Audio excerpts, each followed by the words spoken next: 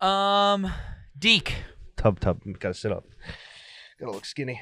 Gotta look skinny for the Nashville girls. Wow. And dogs. I'm expecting to pet a ton of dogs. Think about that. There's never been a dog in Nashville that I've been able to pet. I've only ever really pet dogs in Pennsylvania. Do you know that for certain? I keep up with a majority of the dogs that I've pet over the years. We're Facebook friends. And so it's kind of like they could be lying about their information and not have said they moved. What's up, Brady? But so yeah. Welcome to A Great Depression, a podcast for every mall rat, Jansport, backpack, emo kid struggling with the boredoms of everyday adult life. I feel not as emo as I should be to be on the show, to be honest. Like, I'm pretty fucking You are emo. head to toe in black right now. And white shoes, Well, yeah. And a red hat. But this is emo. Yeah. Yeah. All right. So I'm not gonna say, when I cry, that's how I'll go with it. It wicks right off. Hit the music. Yeah.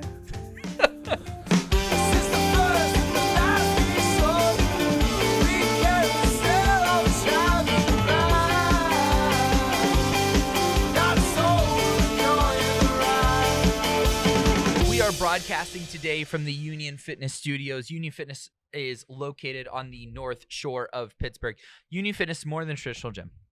It's a place where you can transform yourself inside and out, kind of like The Rock behind me. That finger gun is lethal It's right just now. like at the back of my head. Based around a variety of classes like fitness, yoga, strength, and performance training. At Union Fitness, they believe it is their duty to hold themselves and their clients to a higher standard.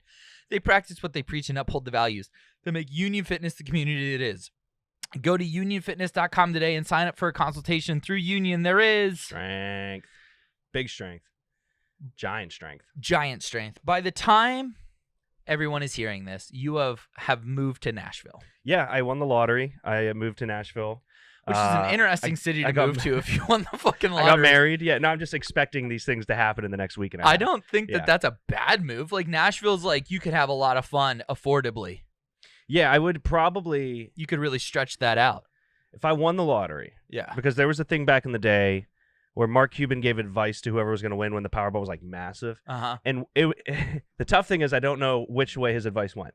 So his advice was either take the lump full sum or take the small payments each month.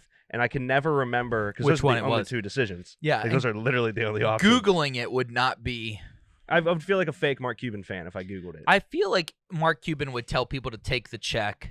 Take the large sum. No. Like the continuous check. Yeah, it was like, so the way we're looking at it is if you take it all out at once, it's so heavy tax, you lose so much. Yeah. But if you get the amount of money every once in a while, I don't know. I don't know which way I would go with that. Yeah, like keep working your job. Yeah. Retire early. Just keep throwing that money into some kind of fund or some shit. Yeah, and just let that whatever you're getting come. I would probably get a big credit card though. Yeah. I would be like, all right, I know that I'm gonna get this check for the rest of my life, no matter what happens. So I'm gonna get like a big limit credit card and buy a boat or some shit, and then just be like, all right, I'll pay it off with them. Nowhere to use a boat in Nashville though. They have ponds, lakes, water fountains, rivers. So no. First Topgolf I ever went to was the Nashville one. So it took me a while to realize that Topgolf was like a destination everywhere else in the world because I thought it was just in Vegas for the longest time. And then you realize that it's like franchised out. I didn't I didn't know Topgolf existed till it showed up here. Yeah. I didn't know Carvana existed until it showed up here, to be fair. Right and next they're door. Oddly, wlike within viewing distance of each other. They feel weirdly identical. Like a comfortable thing that you're supposed to like do, but it's boring to some people, but you love it, but also it's kind of a gamble. So. It is definitely a gamble. It's definitely a gamble. This isn't meant to be a sad show. It's not a sad show. But it's only called A Great Depression. I have a very serious question for you. What's up? And it's one we have not discussed in a long time. Okay? And some would say this is a founding pillar of the relationship you and I have. Are you ready? I think. Who would win in a fight, Superman or Goku? So it's interesting, right? That over the years, I've changed my answer so many times. Really? I've come up with a final answer. Okay. Superman. Why? Superman has proven he can kill. Goku could have defeated Cell and didn't. That's where I'm at right now. So, like, over the years, I've always been at Goku. The fact that he fought Cell and then was like, all right, yo, my kid's coming in. Here's a senzu bean. I don't believe Superman has morals and shit. Like Superman, when he sees Lois Lane, he's like, oh, yeah, I love that chick. Like, we smashed, so I'm cool. But Goku is like pure as all hell. Like he won't kill. Like he's terminated people based on what he's had to do. But Superman, the fact that he went crack shit and killed spoilers 3, 2, 1. He killed Lois Lane in the one comic book because they made him think he was right. You know what I mean? Like to me, Superman has the darker edge, which gives him the win there. But also he can't do Kamehamehas and Spirit Bombs. Yeah. So that's like interesting. But Mhm. I've switched it. I'm going Superman. I think he can kill. But I think we both agreed on Goku originally. I'm a Goku stan through and through. Yeah. Still am. I mean, we're talking like 1A, 1B here. Like I don't think it's that close. But Goku's not even the strongest guy in Dragon Ball Z. Superman is, I would say, by far the strongest guy in DC. But do you have to be the strongest or do you have to be the most effective? I mean, yeah. If it's effective, then I'm taking Flash. Just run that bitch back. He's like, I lost. All right, let's try this again. Yeah, no, I get that. It's yeah, no, it's ever since watching the Snyder Cut is what changed my mind about Superman being like this little bitch. Yeah. I need to go back and watch Dragon Ball Z again, I guess. It could just be a recency bias thing, and I don't think 100%. there's anything wrong with that. 100%. I mean, I haven't seen Dragon Ball Z in a while. They need to make a live action movie that doesn't suck taint. They made a live action movie? That was terrible. Goku was white.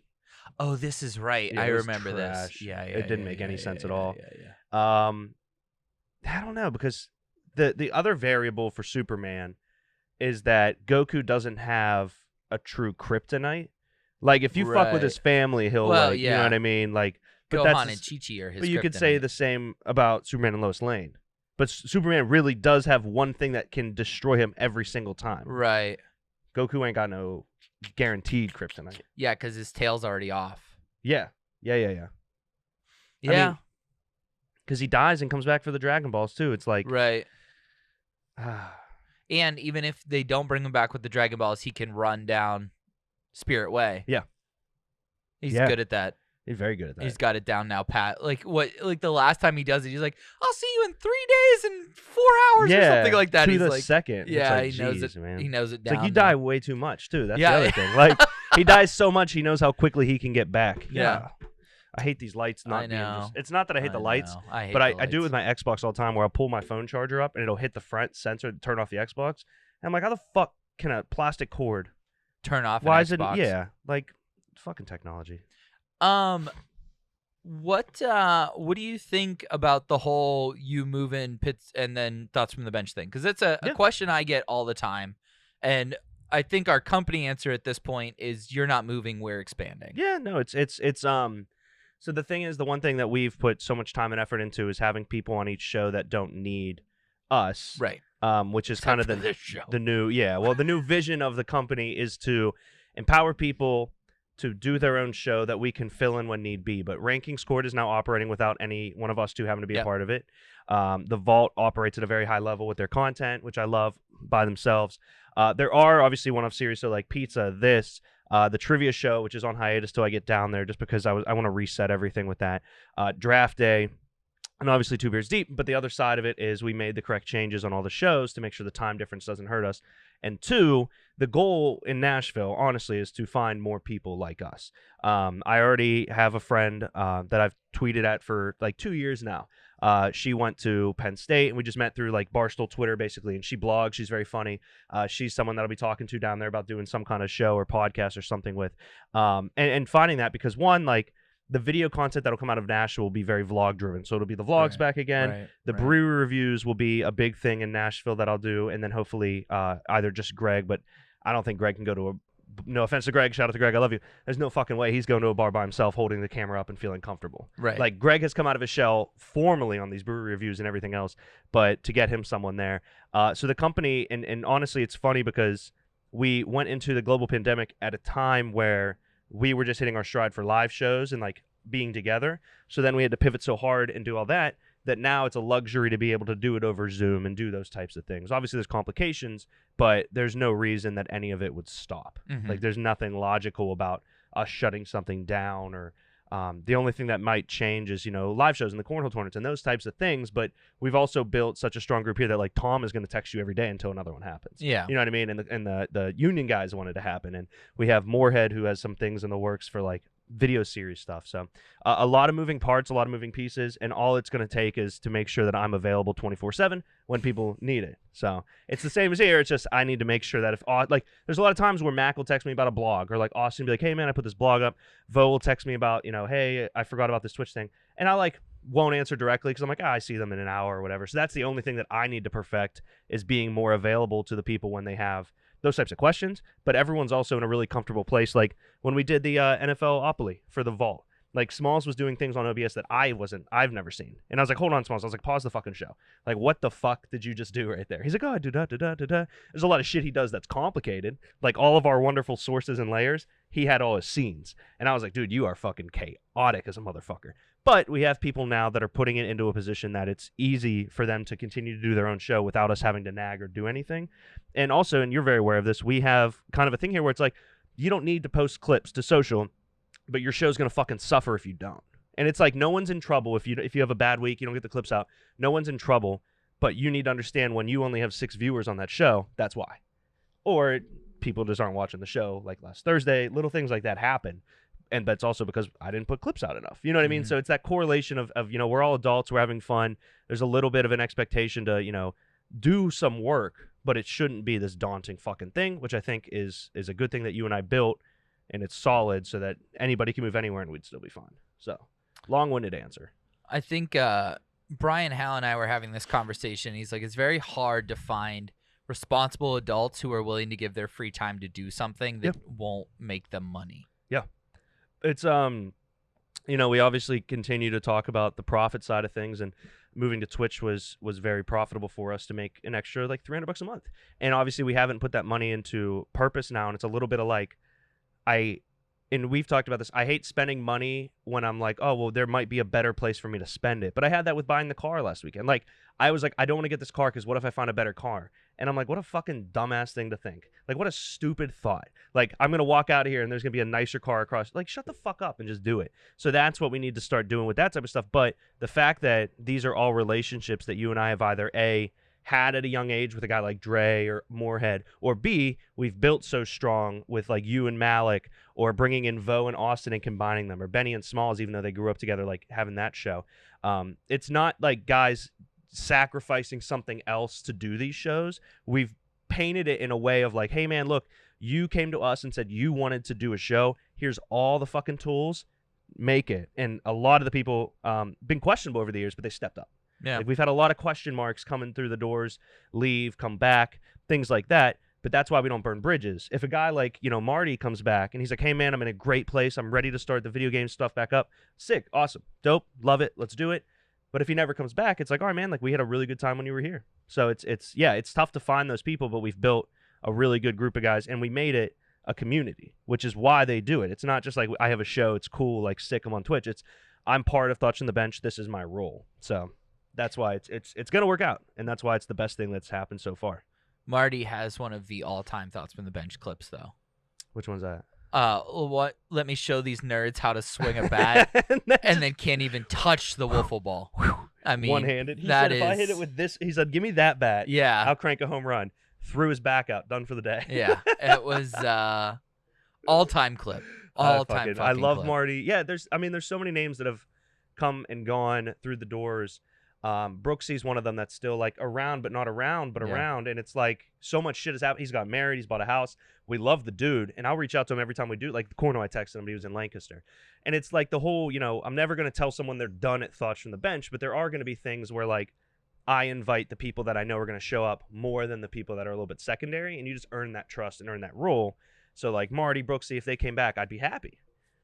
We'll see if they come back versus, like I know Brooksy's still on Hodo, and that's taking a little bit of a hiatus of a show, but it's also something that we don't have to worry about. If it happens, sick.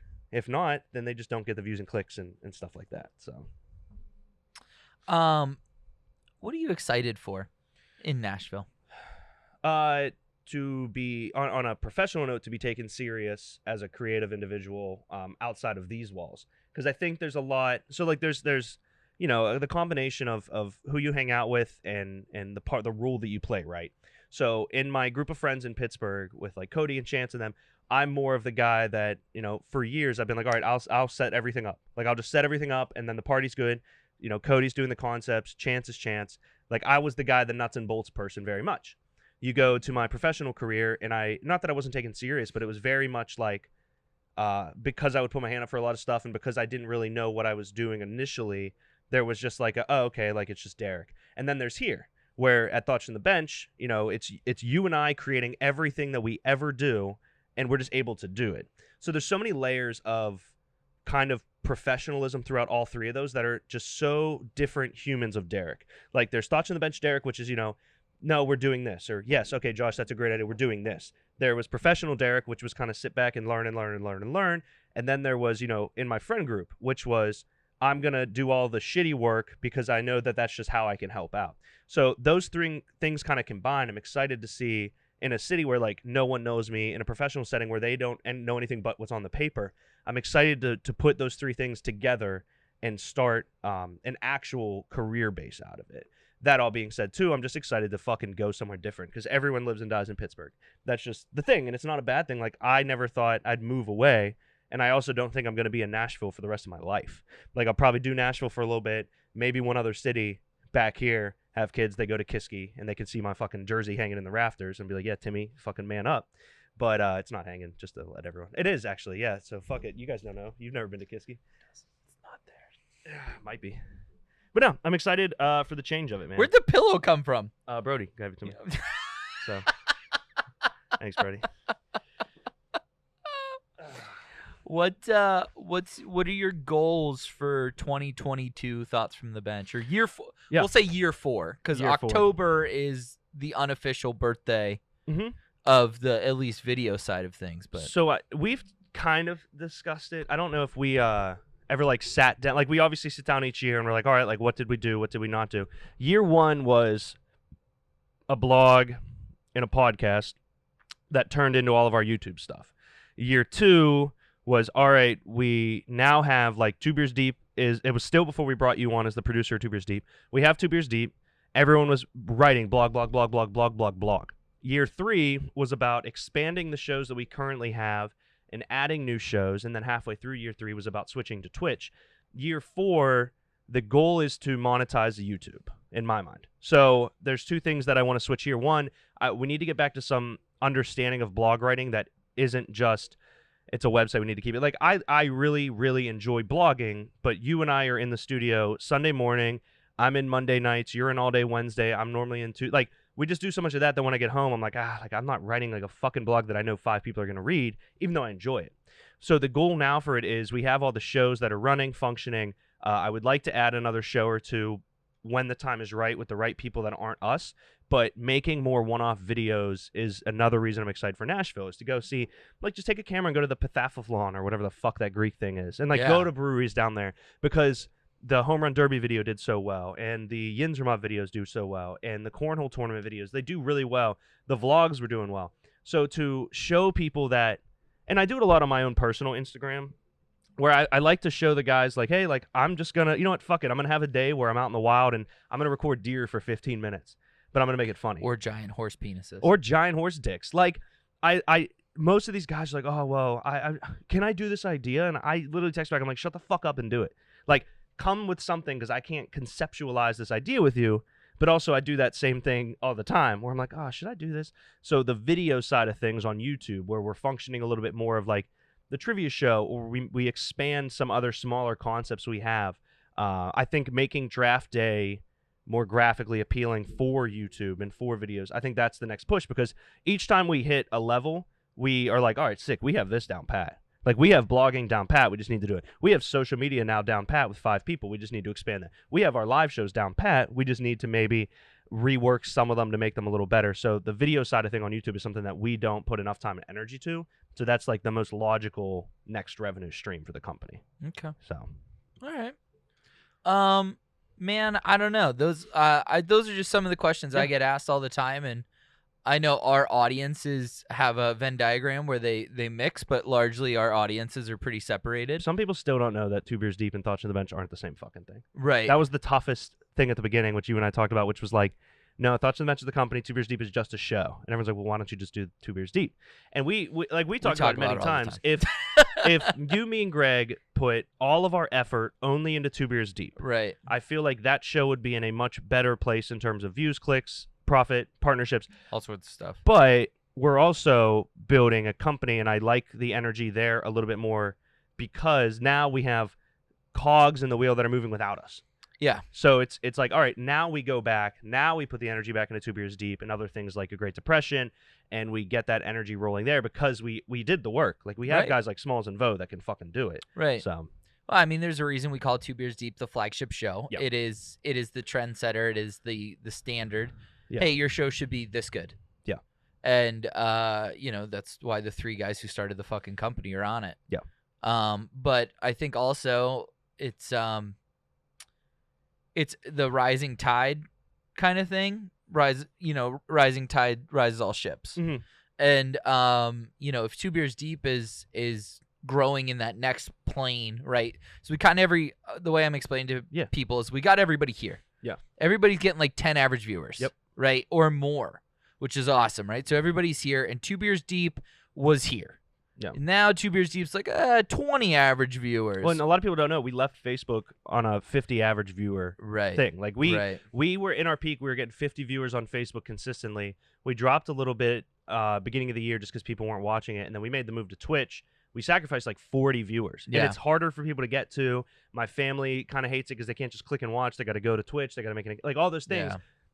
But people need to understand that like I made some of the shows, or we do a lot of the shows, and my parents obviously tune into all of them, so they're a key demographic. So getting them on Twitch was like a no-brainer, but I needed them to understand that this was because we were raising all the like this wasn't just a Two Beers Deep, we want to make money as a company. Right. This was how do I make sure that everyone understands why we're doing this, and it was just to get all the shows on the same level. Right. So. Right. The same platform. Yeah.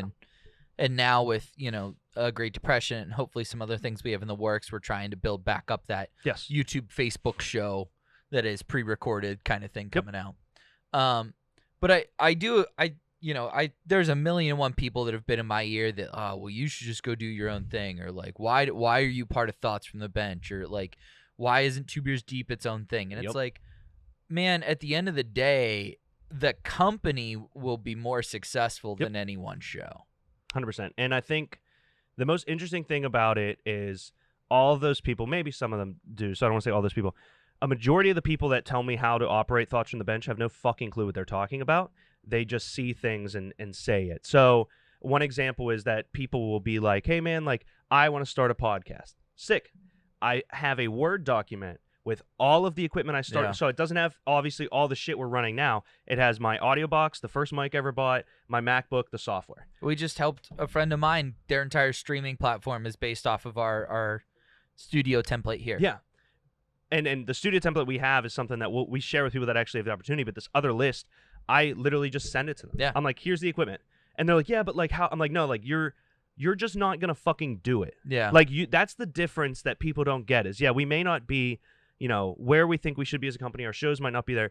But there are so many people on this stupid fucking planet that are like, well, I want to start. Okay, then fucking do it, dude. You have an iPhone. Yeah. You can record yourself talking for an hour on an iPhone, put it out as a podcast for completely free. Yeah. But people want to give you their 2 cents about stuff. And most of the time I do try to listen because it's coming from a place of like, hey, like Bueno's a perfect example of this. Bueno watches a lot of our content.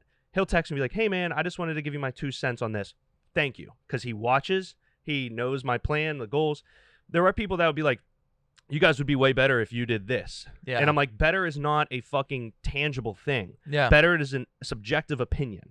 So you want me to change the show we've been doing for 4 years because you think X, Y, Z. And we've had people try to steal concepts before. Like there was a draft show that came out as a podcast like 4 months after, and I knew that the people had seen the draft day.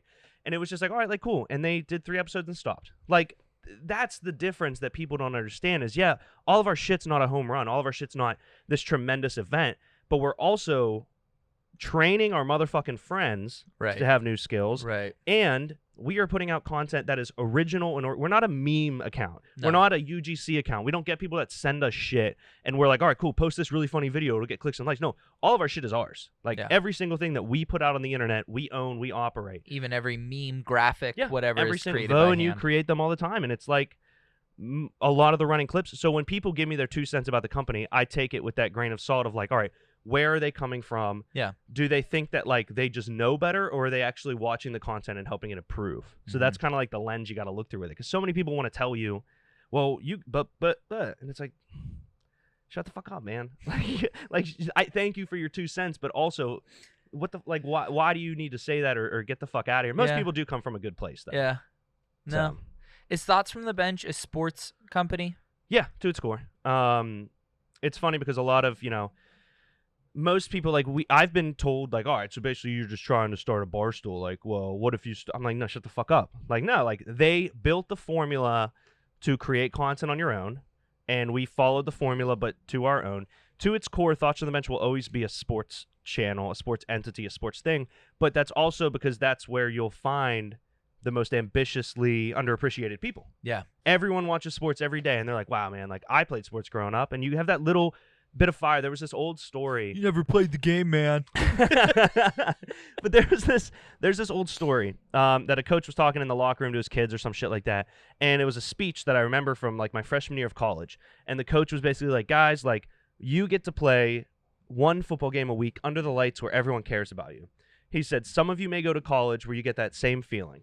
He said, some of you might go pro, where once a week you get that same feeling. He said, but a majority of you, this is the highlight of your drive. Like, this is the peak of everyone caring about what you're doing. And he said, there's only few moments that come in that life, like getting married, having a child, moving city, like getting a new job.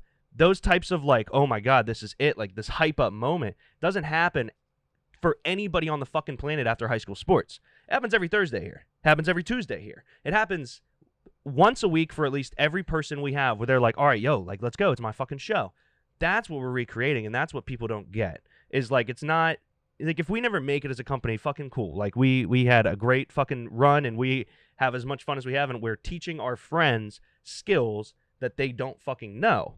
But at the same time, we're recreating a feeling for that person of, I'm the fucking man, this is my show, once a week for everybody. And it's even like guys like Denny, who came on as more of a behind-the-scenes guy and is now front camera. It's guys like Austin and Greg, who never were quite comfortable being on camera and now are the fucking leads of things. You know what I mean? Like, there's a lot of inner workings of shit that people don't understand or appreciate, that I think that if they saw it, they'd be like, oh, fuck, that is bigger than it is, which is why the numbers don't do what we've built justice right now. I think, when we started this and when we started to really take it super serious, you and I both said that if all we have in 10 years is a drawer full of cool t-shirts and memories, worth it. Like, fucking sick. And that's the other side of it is, if we shut our doors tomorrow, I would never stop. Like, I would just start another podcast, a YouTube series, and stream by myself. You know what I mean? Okay, like, Michael Scott. But seriously, it'd be called... I have 1,000 names. Michael, that's one of them. No, but that's the other side of it is, like, now this is, if we were like, hey, guys, Thoughts on the Bench is done, I guarantee that Vo and Austin would still be doing something. I guarantee Smalls and Ben would go do it. I guarantee, you know what I mean? That's the better part of it is, like, these guys aren't sitting here waiting for a check. They're like, oh, no, like, I'm a part of something that I can grow and build and operate and own. So I get the whole, like, I've had people be like, oh, you should, just do Tubers Deep. You should cut some of the extra stuff because people don't want, and it's just like, shut the fuck up, man. Like, you have no idea what goes into building what we've built. I appreciate 2 cents that comes into the company, but half the time it's like, sick. Like, that's a great thought. I'll send it to my HR department. And I text Dad. I'm like, another dumbass idea, Dad. Check. What was his fucking line? Noted. Duly noted. There are some people that give good ideas, though. I mean, there's plenty of great ideas, but there's also a lot of, hey, that's a great idea. Do you want to do it for us? Yep. People will be like, you guys need a show that does blank. Awesome, man. Sweet. Let me We know got the mics. They're on. You can do it. Just ready to rumble. Go ahead. Yeah. Which it takes a certain, I mean, there's 2 types of people. And I'm going to use them as an example, which might not be the best one, but there's a Smalls and a Benny. There's a Smalls who's like, I just need, and there's a Derek and a Greg.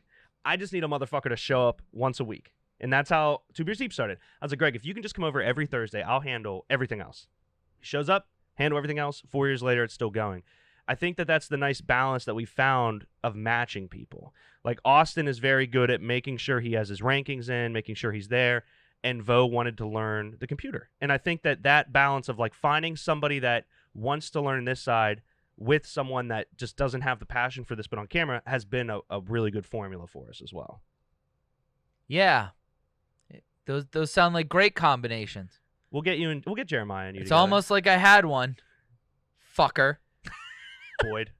Yeah, I had 2. Yeah. I've lost more talent than I've gained. Shit, that was funny. I asked this question to Val last week. The V train rolled into the studio. I'm sure you've listened to that now by the time. But, I asked Val, she was explaining the first time she went to a Penguins game and how she went against the Rangers because that was her dad's team. She didn't really give a shit about hockey, and the Rangers won in overtime. Yeah. And from that moment forward, she's watched every fucking Rangers game. Wow. And she was talking about how she was crying when Lundqvist lost the cup and like all this other shit. And then she was talking about how excited she is that the Knicks are in the playoffs this year. Yeah. And like, do you feel bad for people who don't watch sports? It's an interesting concept to not watch sports. So something would have to drastically happen to make me not like. Here's the example I'll give. Like Cody doesn't give a fuck about sports. Right. Like he'll make the jokes, he gets the memes, he likes certain athletes, but he doesn't give a shit about sports.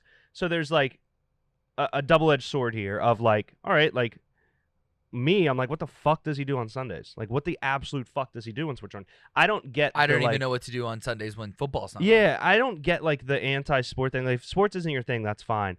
But the ability to see a Leicester City win the cup, the ability to watch amazing seasons like, you know, Sid getting his 1,000th point live, like those types of things, because sports at its core is an entertainment distraction. Like that's what it is. It's just how do we make these cities more money with something that people can spend money to go to and forget that their lives are XYZ. Sports. So people that don't like sports, it's so weird to me because, yeah, like you might like music. I like music and movies and TV. Yeah, too. Why can't you just fucking like sports? And there's some people that just don't, and that's fine, but I feel bad for them because it's just the most exciting thing that's ever happened to planet Earth. Do you think sports are becoming a nerd thing? You know how like nerd culture used to be like comic books and video games, and now that is mainstream. It almost feels like being a sports fan is becoming nerdy. So the other thing that I'll say is that there are sports in rotation that randomly get popular. Yeah. So NASCAR actually got super popular this year because it was the first sport back from the pandemic. Golf is now like a very widely considered cool sport to like. I think sports like hockey and the MLS that kind of have always been a niche thing are becoming way more popular to like. And I still have the big gripe against hockey fans for gatekeeping it. Oh, we are the worst. Suck my ass. Yeah. The worst. But there is an essence of like, you know, fantasy football is a big thing. And people were like, oh, sorry, your pretend team. And I literally said, like, I won $200 off it last year. Like, shut the fuck up. Like, what are you talking about? So there is an aspect of you care about sports, you're a nerd or you're a dork, but I also think that some of the best people that have ever walked planet Earth had to be sports fans. Like there's almost always a popular person tied to a team or a city or something. Like Joe Manganiello being a giant Steelers fan, I love that. He's a fucking dork. I love the guy. So. Yeah. It's really so I'm going to this golf outing alone. Yeah. And the only reason I'm going alone is because of one thing my friend said to me. He is like, you will have a better time there than I will because everyone will want to argue with you about sports. Yeah. That's the wonderful thing about it all. Yeah. Seriously. We're going to get drunk and scream about Aaron Rodgers? This sounds great. There's two things that happen when you say, because it's funny, people are like, you have a podcast. I'm like, well, technically no, but sure. Like, sure. Yeah. For the conceptual idea, yeah, sure. We got a podcast. I get tweets, text, Facebook messages, everything under the sun. Mm-hmm. Hey, what about this? Like Tom sends me 1,000 Instagram things today. Every day. He's like, look at this. I'm like, damn it.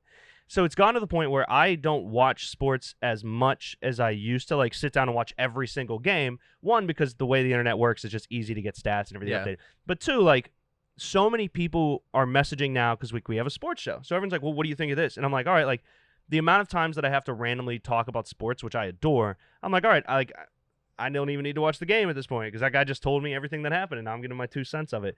But yeah, no, you will definitely be hounded. Like once you say you have a sports show, people are like, all right, well, what do you think about this? Like, here's my take. I was telling my buddies. He's like, if you use it on the show, you can use it on the show. I'm like, I'm not gonna fucking use it on the show. It's sick.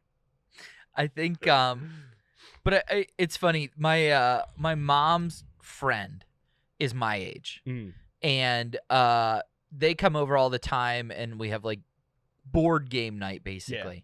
And her husband is a Washington Redskins fan Oh, or poor football man. team. I know, right? He's a Nats fan. He's a Caps fan. I mean, he is Yeah. DC through and through. Hmm. But like that, he doesn't really get to talk about sports with anybody. Yep. And the second we see each other, it's like Yep. back and forth. And like literally we get yelled at the board game night. Like, would one of you take your turn already? Like, I don't give a fuck Yep. whether or not the Redskins actually need a quarterback. Yep. Like, and they don't because they have Tyler Heineke. Spoiler alert. Fitzmagic, baby. Fitzmagic. But that's actually a great point.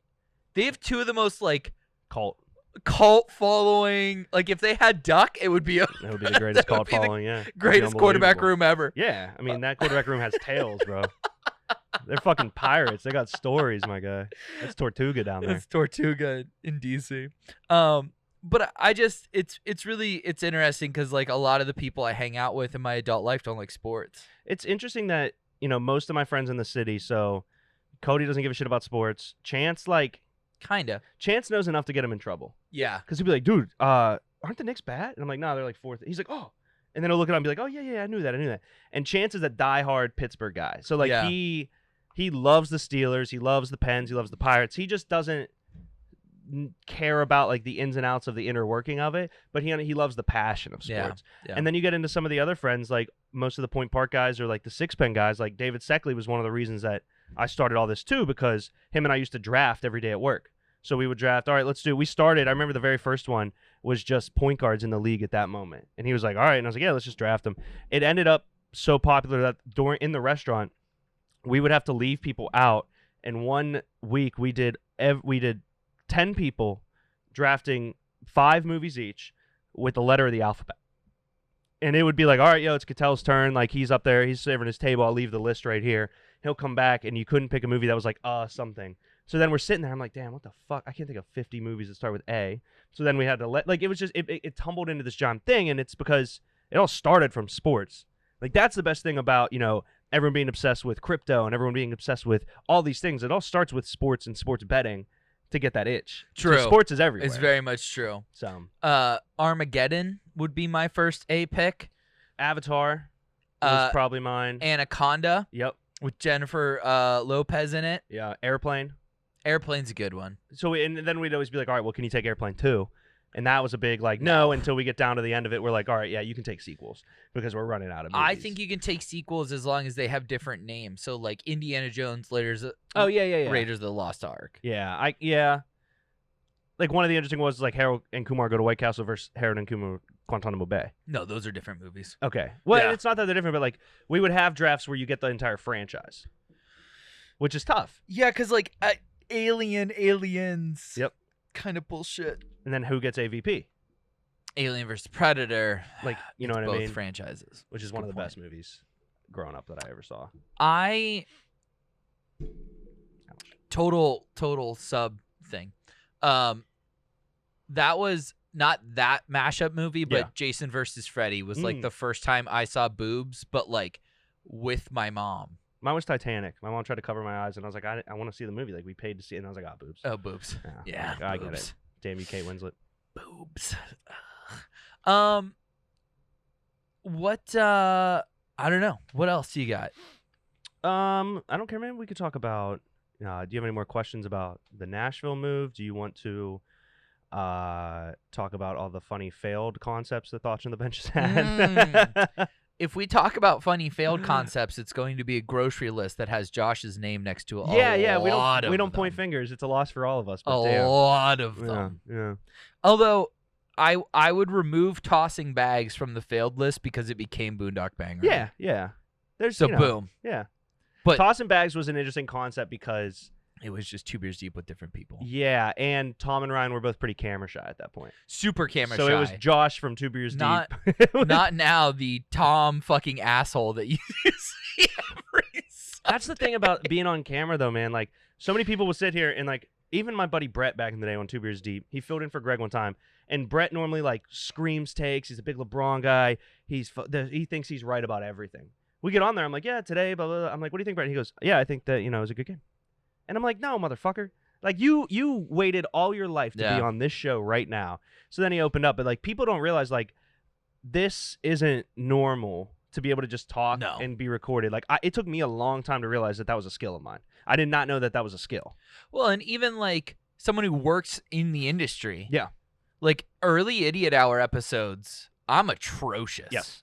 Very much so. Despite the fact that I've been working behind the camera at that point for like 8-9 years. Read like this. Yeah. And I'm just like, damn, move your fucking lips or something. I had everything written out. So, everything. But that's the whole thing is like there's certain things that have happened in Thoughts on the Bench history. So we'll do it all. You want to name them? Failed concepts or certain events? Both. Whatever. Yeah, well, failed concepts originally, it's back technically, but draft day was a specific part. The problem with it was that I couldn't guarantee that we were going to get 3 different people other than me, and I didn't want it to be the same people. Yeah. So that was a problem where I was like, I don't have the time and energy to schedule people every single week. Right. So that concept died.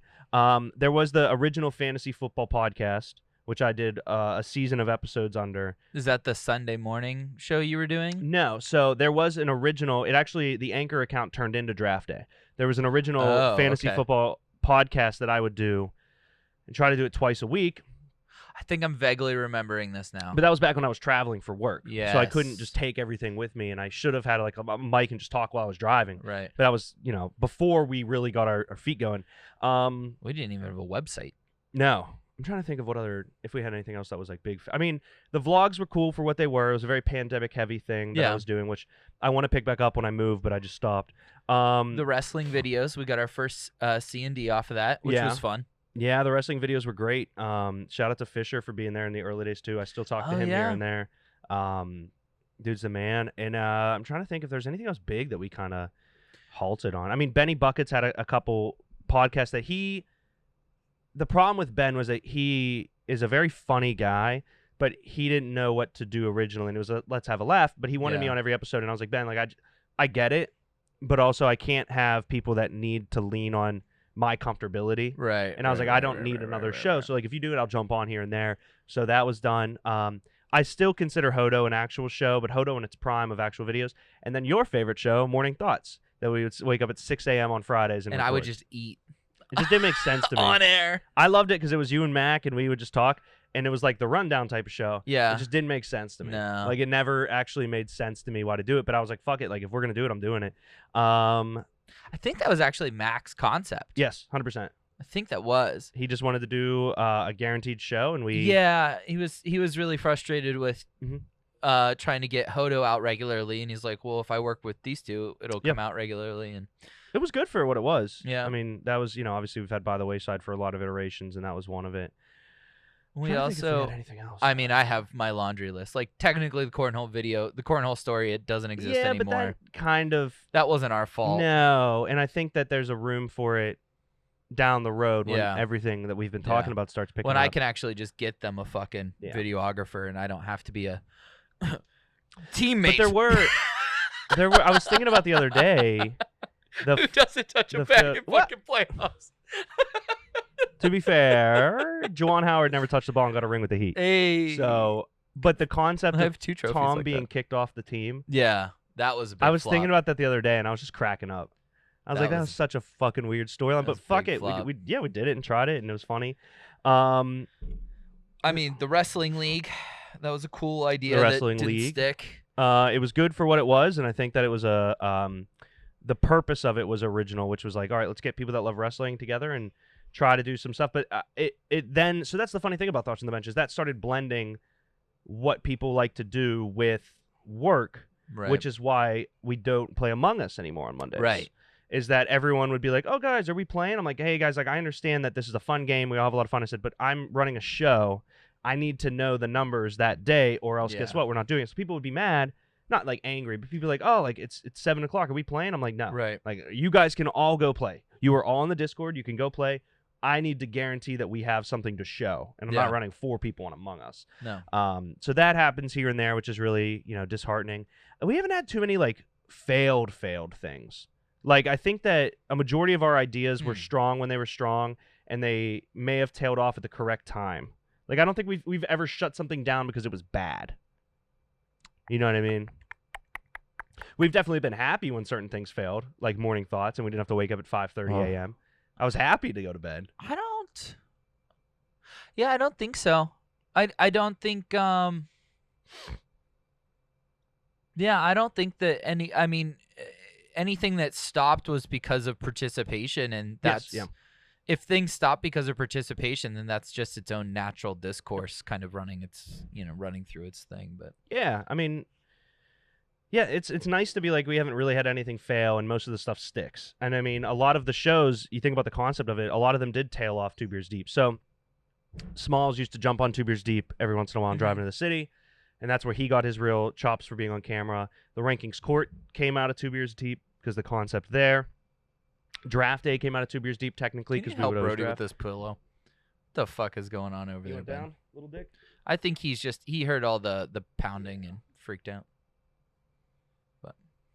But yeah, it's I mean, we still buy the slice going strong, which I can't believe we haven't run out of pizza places yet. Haven't run out of pizza places, running out of stomach room, Yeah, and agreed. at this point, I am now the test dummy subject for the Union Fitness podcast for getting in shape. Oh wow. Yeah, so Jared and Curtis are my coaches, and they are. I would love to have them as coaches. To be fair, I mean, we can do it together. throw CJ in there as a nutritionist. Why do you want CJ as your nutritionist? I just want CJ a part of it. I fucking love CJ. You just want something to do with CJ? Yeah. Get Dave in there too. Dave, motivational coach. No, fuck Dave. Dave's the one person that he's going down to Nashville for a bachelor party in August. Oh, so man. He's like, I'll text you. I was He's like, I'll good. see you. I was like, hell yeah, man. Dave's dog you would like. I met Thor. You met Thor? Okay. It was the Wednesday morning or whatever that I had to come in because I left my MacBook charger here. I met Yeah, Thor. Thor's the best. Labradoodle, who has the demeanor of a monk. Yes. Yeah. Yeah. It's really We've good also dog. we've had some pretty weird success over the years. So Ryan Smith, I would say, is an absolute W to get as a guest on Two Beers Deep. Yeah, same with Alex Kazora. Alex Kazora was a massive win. I love Alex. We've been friends for years now, but he's also rose to a level of professionalism in the Steelers world that he's the most trusted source in my mind.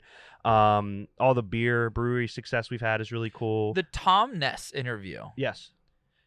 None of us in studio thought it went well. Like after it happened, we're like, oh, that was just kind of like disjointed.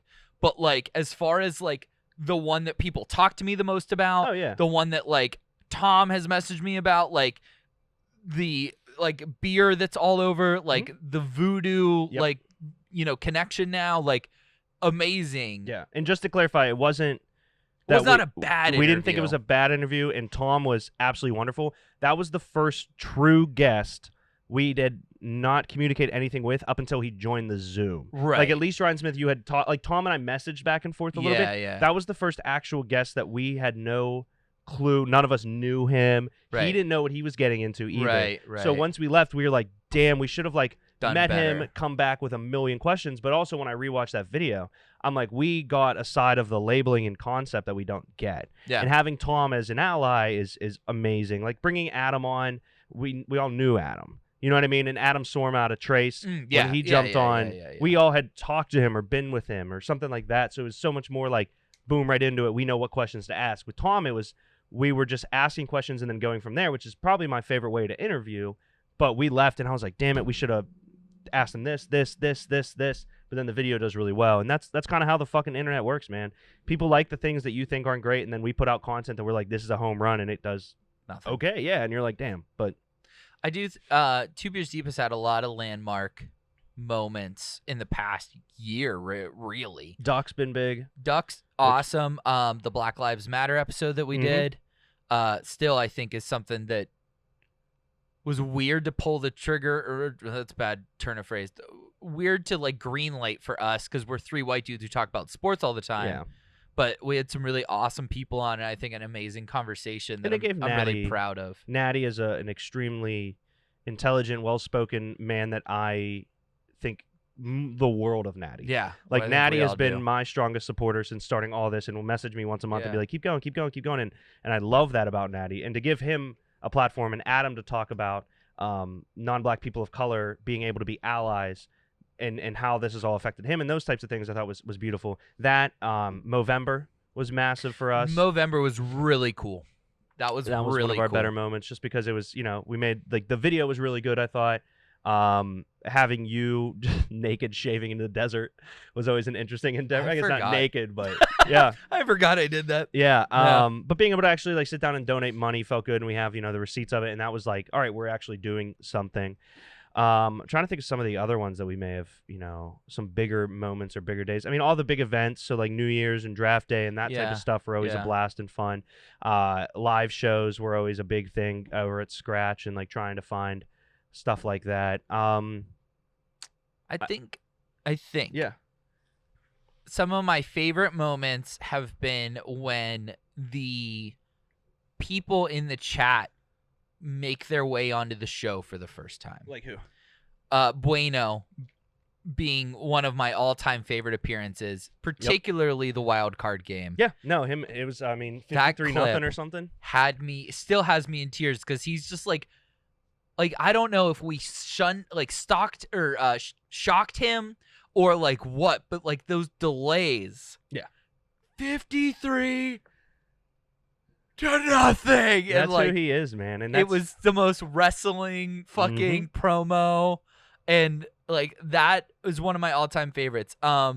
The first time Hop called, and he's like, I just want to talk to Josh about hockey. Yep. Like, that was so fucking funny. Hop is, so that's the interesting thing. So there's Mac and I have a friend from Slippery Rock named Kyle Scatina, and Kyle is a teacher in Arizona, and he's like one of those dudes that is, and I love Kyle to death, positive to the point of annoyment. Yeah. Because it's like, all right, I just want to have a bad day, man. Like, Yeah. Stop trying to make me feel better.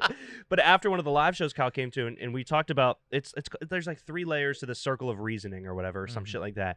And it's the how, it's the how, the what, the why. Okay. And so most companies, you want to start at the why and then build out, but most people start here. And they're like, all right, I want to do this. How are we going to do it? We're going to do this. And then the why. And it's like, oh, we built this thing. Now I need to find out why we're doing it. Thoughts on the Bench was started the other way. We're like, all right, I was like, yo, like, I want to talk sports. We sat at Six Ben and talked about that. I was like, that's just what I want to do. We And hated then, our jobs. yeah. I was like, I want to do something so I don't want to drive my van off a bridge. Yeah. Like, honestly. And it's an interesting concept that Kyle and I sat down and talked about for probably 2 hours after our live show one night at Scratch. And he was like, you started with a why, which was like, you want to talk sports, but also you want to talk sports with your friends, but also you want to talk sports with your friends and allow other people to interject in the conversation. Yeah. And then it built out from there. So Thoughts on the Bench has had a lot of, movement, but the nicest part about it is we were like, all right, we want to build a community of people that can just talk.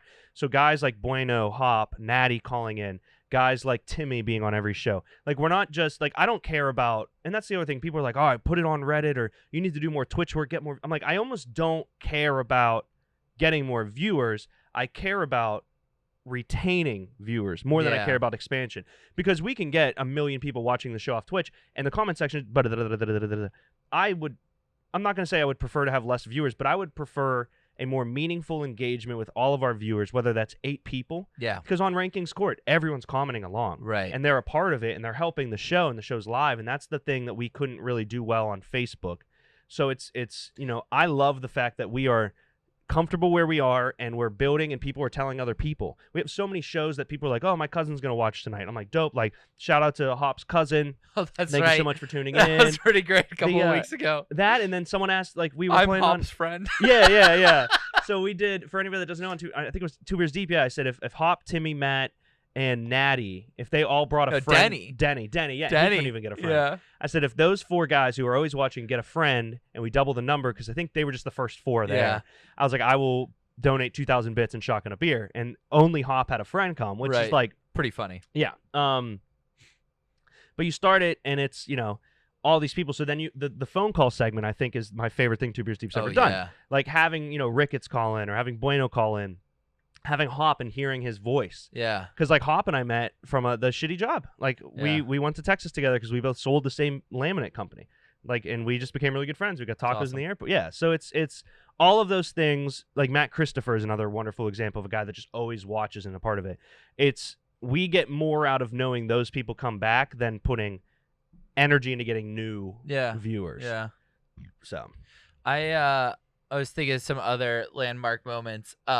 The first time Poop Soup accident, or what's it called? Game sniped. Yeah. Poop Soup came into Among Us, and played without a mic. It just was electric because we were like, who the fuck is that? And you Who's find out Poop it's Soup? Smega, and he's amazing. And That was awesome. there's a lot of little moments like that where you're just like, all right, like someone needs to see this right now. Yeah. And that's the benefit of always having these cameras kind of on. I'm sure it's tough, and I'm sure there's a lot of people in Pittsburgh that make fun of me for always recording stories, doing the vlogs, that type of stuff. But I also just don't care at all because, yeah, it's just like, dude, I know that these videos for me that I post on the internet, I'm gonna keep this Instagram account unless Instagram like goes crazy. We're gonna look back and be like, holy fucking shit, we did that. Like, we're building an archive of stuff to look back on too, because most of the time it's like, I don't remember what we did on Boondock this morning. No, you know what I mean? Like, we I do don't so many either. shows that I'm just like, all right, I just talked a lot. But I go back and watch it, I'm like, oh, that was so fucking funny, or stuff like that. So we're building an archive of really, really solid, good content that if one day we do make it as a company, we're going to be posting those clips. Like, look what we used to do. Well, and, I mean, Like- that's what every time you hear Dave talk about Barstool, he's referring to the Milton days. Yeah. And he's showing like the combine clip, or like them going to the Lions I still game, would love to get or Zora at a Thoughts on the Bench combine. yeah, Oh, man. yeah. But yeah, But- those old videos and old clips that were at the core of it, that's what we're at. And that's what a lot of people, a lot of people don't understand the vision of Thoughts on the Bench. And it's not for like lack of communication or trying. It's just because it's a weird thing. Yeah. To have all these guys come in and do it for free and make no money. Like, people don't understand the concept of doing something without needing an instant gratification of monetary value. Right. Like, no one wants to like sit down and build and build and build and build because they're like, all right, well, I could just be going out, or I could be playing video games. Or I do that shit too. I go out all the time. I play video games all the time. But you can use your hours to do other shit. Yeah. Like, there's shit that I want to do that I get home and I'm like, I don't want to do that. Like, Mhm. I downloaded it's called Pro Arc, and it's a screen like a script writing software. Oh. So I actually started after I watched Atlanta. I was like, that is so funny because I feel like Childish Gambino next to all my friends in Pittsburgh. Like, Chance has 30K followers. And just when he goes out, like, people know him. Like, at the Pirates game, people knew him. You know what I mean? Cody does the event, so everyone wants... I always feel like the third, but I love being a part of it. So I actually wrote down, like, about 10 big events that happened in the friendship from all three of our perspectives and have been writing an Atlanta-type show just for fun. Yeah. Like, just all these little one-off things, like Chance threw... Did I tell you Chance threw a baseball back? So, yeah, this is a great story. And this will be one of the episodes. Oh, wait, he was playing catch with the guy. Kind of. Oh. Yes, but so we went to the Pirates game, me, Cody, Chance. We were drinking before. It was after Boondock one day. I had drank the night before, and then we're all just getting drunk, and I was chirping at the left fielder, Tyler O'Neill, for the Cardinals. And, like, he kind of wasn't getting it. He was from Canada, so I kept saying maple syrup and, like, oh, Canada and stuff. And then at one point, I'm like, all right, fuck it. Pull up his Wikipedia. I'm like, hey, yo, Tyler, do you still know how to play the Game of Thrones theme song on piano? Oh, my his God. rookie year, he would do that to bond with his teammates. That's pretty And I funny. could see him chuckling. And I go, hey, Tyler, do they still call you Popeye? It was his minor league nickname. Oh, man. So he turns around and goes like that. And I'm like, dude, we got him. Like, boom, we got him. So we're all sitting there chirping, and he's laughing. And he's just a stacked-ass kid. Yeah. 24, and He's the ass of a built. Greek god, just stacked. Like, imagine, honestly, it was Jared, but more Okay. mass. Yeah, all right. And all you're right. just like, all right, this motherfucker, like Popeye for a reason. The ball hits, so we are in left field, right side foul line. And Yeah. we're right here. And Chance may want to kill me for telling it, but the ball hits above us and comes out, and I heard it clink on the bleachers above us and come over. So I go like this because I'm just like, all right, Chance and Cody are going up to get the ball. Chance is pretty athletic. Cody, not so much. Yeah. But Chance is drunk. And I'm like, that ball's going to miss them both and hit me. So I Yeah, go like yeah, this, yeah. and I look up, and Chance is on the bleacher with a beer in one hand, the ball in the other, screaming, let's go, let's go. And Cody's crying, laughing. Like, we're all laughing. And I guess I put my hand in my head because I'm just laughing so hard. The next thing that happened was Cody saying, where'd the ball go? And Chance goes, I threw it back. And I'm like, what the fuck did you do? He said, I threw it back. And I just hear, boo! 5,000 people were allowed in the stadium that day. 4,997 people booed us. So I guess what had happened was Chance was freaking out. And I told Chance going up, I said, if we catch a home run from the other team, throw it in the river. That's, if we are in those seats. Yeah. Because we didn't know where our seats were at the time. Yeah. All he thought about was throw it. O'Neal had his glove like this, and I believe he clapped, as in like these are the guys that were chirping me. Congrats. Yeah. And Chance thought he wanted a ball, so Chance throws it, misses him by a fucking mile. Yeah. Wide right. Yeah. And Chance is like, he sits down and he grabs me by the back. He said, "What the fuck did I just do?" And I am in shock. Oh man. I am cringing. People are like, "What the?" And we're just like sitting there, and everyone around us is dying because they heard us chirping him the whole game. The security guy comes up. He's like, "You know they're gonna want to talk to you." And we're like, "Who? Like the Cardinals?" And he's like, "No, security. You're not allowed to throw things back on the field." And I said, "It's a fucking baseball. Like it's what they play with." Oh my. And the guy was like, "I'm just telling you, they'll probably want to talk to you." And I was like, "Get out of here." So I've never I felt cringe because of it. Nothing happened. Yeah. We literally went and got more beers, sat back down. Nothing happened. Nobody showed up. But the best part of the whole story was Cody's outside the bathroom. Me and Chance go in. And we're like, "All right, let's go to the bathroom." I said, "Chance, you're fine." We get in there. There's 2 people in there with us. Some 14-year-old kid and a Cardinals fan. And we're just going to the bathroom. And Chance goes, "Derek, I cannot believe that happened." Like, Chance is like, "Dude, like, I caught a ball from a Pirate. And O'Neal clapped his glove, and I was like, he wants it. I was like, I just threw it to him." And the little kid perks up and looks at Chance, and Chance goes, "Don't you fucking say it." And the kid starts laughing, man. And so on the other side of the bathroom, the Cardinals fan goes, "What happened?" And Chance is there, double fingers out like a Western movie. He's like, no. It was basically, "I ain't going down for this." It was Will Smith in I Am Legend. Yeah. No. And he's like, I'm crying. Oh, Chance man. is like, hold on. He felt surrounded. So the kid looks at me. He's like, "What happened?" I was like, everyone around it was saying throw it back. O'Neal tapped his glove. Chance thought he wanted the ball. And the kid was like, "Oh, okay, that's not like a big deal." Yeah. And the Cardinals guy just sitting there, and Chance goes, "We got a motherfucking St. Louis guy in the bathroom." No. And the guy's like, "Bro, I thought it was awesome." Yeah. But the best part of the whole day was when Chance turned around, someone said, "That's keep Pittsburgh nope." None of us heard it except Chance turned around. He goes, "Yo, that dude just looked at me and said, 'That's keep Pittsburgh nope.'" He was like, and Cody and I are like, "Bro, you're crazy. Like, the 3 of us are a little intoxicated. You're having a panic attack about this baseball." You didn't hear it. So we leave the game around like the 8th inning. We go to the Warren, and we sit down, and we just get some beers, and we're just laughing, hysterically laughing. Chance goes, "Yo," because he had called Sydney at the time and was like, "This guy was saying Pittsburgh nope." And Sid was like, "Nah, like that didn't happen. Like, you're crazy." He goes, "Yo," shows us his phone. "Hey, man, I'm the guy that said keep Pittsburgh nope. I just want to say I stand with you. Fuck Bob Nutting." And we were like, wait, Chance just became a cult hero. Started a revolution.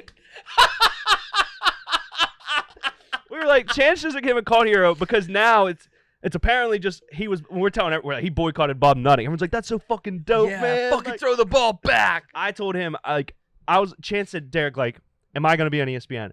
I said, "Chance, there is an opportunity for purist of baseball to blow this up." Yeah. I had Pirates hashtag on Twitter just refreshing every second, hoping. Yeah. Something. Nothing.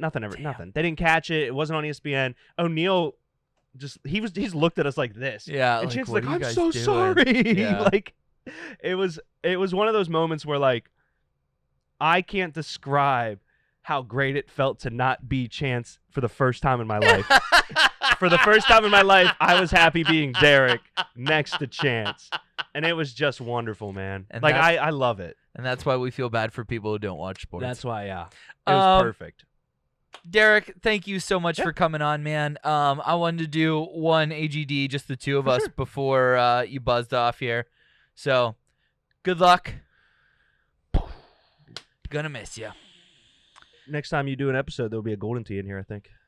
Yeah. I got to get a truck to move that son of a bitch. We could maybe make all that happen at the same time. What? Well, because I'll be moving that weekend. Which weekend? That week? Next weekend? The same weekend you're moving, I'm moving. We leave the 29th early. Okay. You think it'll fit in the Bronco? I don't know. All right, we'll figure find it out. I'll just walk it with a dolly from Greenfield. Have Greg walk it. Saturday morning walk.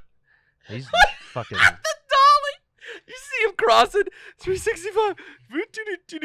Just like, in vans, like walking 17 miles. It wouldn't even be an inconvenience. No, he it would wouldn't. just do Yeah, it. you'd just be like, okay. Yep. All right. This has been a great depression. Remember, we are now in your brains.